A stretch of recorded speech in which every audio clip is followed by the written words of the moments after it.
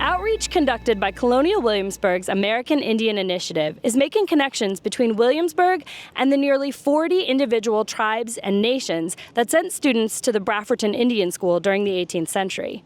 I'm Ellen Peltz, and I'm here at the American Indian Encampment with Fallon Berner and Chris Costello to learn more about this project. To start with, Fallon, can you tell us a little bit about what the Brafferton Indian School was? It is a school purely for Indigenous students that was here in Williamsburg for about 80 years during the 18th century. We've got documented evidence of enrolled students from about 1702 to 1778. The project was meant to convert them to the Anglican religion and then hopefully that they would go home and convert their home communities, but as we know, that's not exactly how it happened. Interesting. Chris, can you tell us a little bit about what you are both wearing? Now, these projects, this is what you're sending to these almost 40 tribes and nations. What exactly are they, and how did you come about the idea of sending them? Yeah, so a gorget is a gift that would be given to these tribes in the 18th century. It is simply ornamental for us, though it is very much a gift of position for the colonial governments.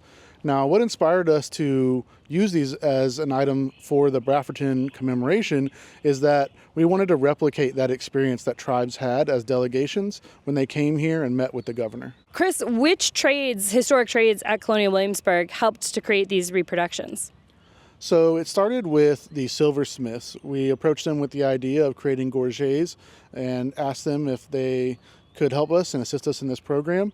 And so they hand forged all of the gorgets for us individually, and then they were handed off to the engravers, who then engraved a picture of the Brafferton and its years of operation on the front, and on the back it has each individual nation's name engraved on them, so they are all unique to those nations. That's really beautiful. So now that these are all created and are getting ready to be sent off, what's next for these connections? We're hoping that these communities will come and visit us here at the American Indian Initiative and that we can talk a little bit more about the Brafferton and inspire both the communities and the public to find a new interest in researching and discovering things about the Brafferton. To keep up to date on all that's happening at Colonial Williamsburg, visit colonialwilliamsburg.org. And remember, the revolution is here.